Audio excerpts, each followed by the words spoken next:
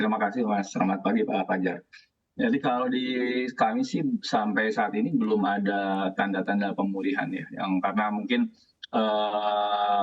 memang di Amerika kan sudah mulai melandai, tapi kalau kita melihat dari sisi stok yang dimiliki oleh buyer-buyer, oleh brand-brand di Amerika itu kan per hari ini juga posisinya masih stoknya sangat-sangat besar. Jadi artinya begitu inflasi di sana turun, demand-nya mulai naik, mereka kan akan menghabiskan stok dulu ya, stok dulu. Artinya di sini juga belum ada order-order peningkatan order yang kami harapkan. Jadi saya kira memang ini dalam 1 atau 2 kuartal ke depan juga kondisinya masih akan sama, bahkan ada kemungkinan kalau kita tidak segera ya, ini kan kami sudah bicara ini kan dari mulai awal kuartal 4 ya, akhir kuartal 3 ya, tapi sampai sekarang kan juga belum ada langkah yang signifikan. Bahkan kalau kita melihat dari sisi keparahan ya, ini kan makin-makin parah. Kalau dulu kami hanya merumahkan sedikit PHK, sekarang sudah banyak PHK. Bahkan kalau kita melihat juga dirilis juga oleh CNBC,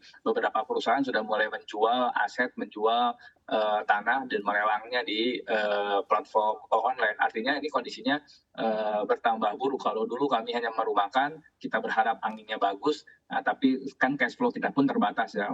Kita juga nggak bisa terus merumahkan orang dengan membayar sebagian karyawan, tapi juga penghasilan juga minim, income juga minim ya, mau nggak mau akhirnya PHK itu salah satu jalan terakhir, dan beberapa perusahaan yang sudah tidak kuat mereka malah akan menjual perusahaannya.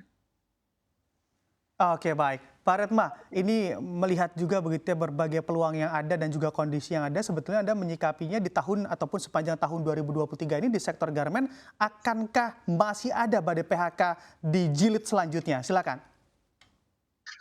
Ya, ini memang tergantung kebijakan pemerintah ya. Kalau tidak ada langkah-langkah yang signifikan, saya kira kondisi ini akan terus berlangsung ya. Padahal kami sudah sampaikan beberapa alternatif, karena seperti yang tadi disampaikan Pak Fajar kan sudah sangat tepat bahwa kondisi ini kan disebabkan oleh kondisi di luar ya, di eksternalnya, global, kondisi ekonomi globalnya. Tapi ada satu pasar yang sama sekali tidak pernah kita perhatikan, yaitu pasar dalam negeri. Jadi pasar dalam negeri ini sangat besar. Tadi kan sudah clear bahwa kondisi ekonomi dalam negeri ini cukup baik ya, artinya demand konsumsi masyarakat juga cukup baik. Tapi sekali lagi ini pasar dalam negeri juga dipenuhi oleh barang-barang impor gitu ya. Oke. Jadi ekspor kita susah, barang import yang masuk, domestiknya susah. Jadi sebetulnya ini tergantung pemerintah. Kalau pemerintah mau memulihkan kondisi industri ini itu sangat gampang sebetulnya.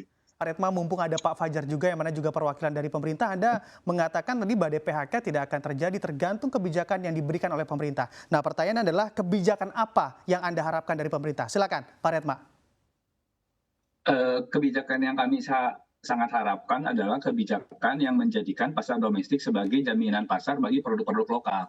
Nah, ini kebijakan ini yang belum bisa secara signifikan itu membantu kami gitu ya. Saya kasih contoh beberapa poin. Yang pertama misalkan kebijakan kuota impor yang dibuka kemarin oleh Kemendak di kuartal 3 itu juga menggerus industri ini gitu ya. Yang kedua kebijakan lebih ke implementasi. Memang kebijakan sudah ada, misalkan kebijakan safeguard sudah ada, tata niaga sudah ada.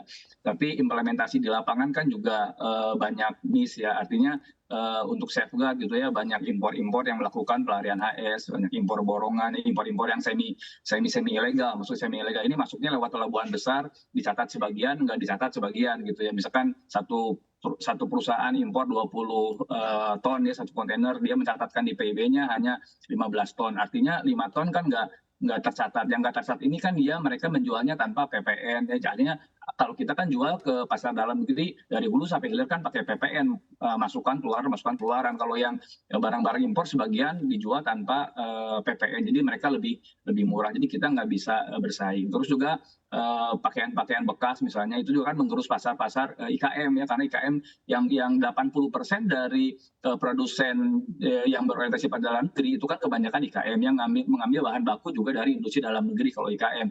Nah, pakaian-pakaian bekas itu tentu menggerus pasar-pasar mereka. Akhirnya akhirnya kan serapan pasar untuk PKM turun jauh dan berimbas kepada produk-produk di midstream dan di upstreamnya gitu. Jadi ini sudah kita sampaikan kepada pemerintah. Memang kita sudah ada koordinasi banyak ya dengan Menko Perekonomian, dengan Kementerian Perindustrian, Kementerian Perdagangan gitu ya. Nah, tapi sampai saat ini saya kira kami masih sangat menunggu ya. Biasanya KSP ini kayak semacam langkah terakhir. Jadi kalau KSP udah turun, harusnya sih sudah bisa cepat gitu ya. Ada perbaikan-perbaikan, ada kebijakan yang bisa cepat signifikan membantu sektor ini.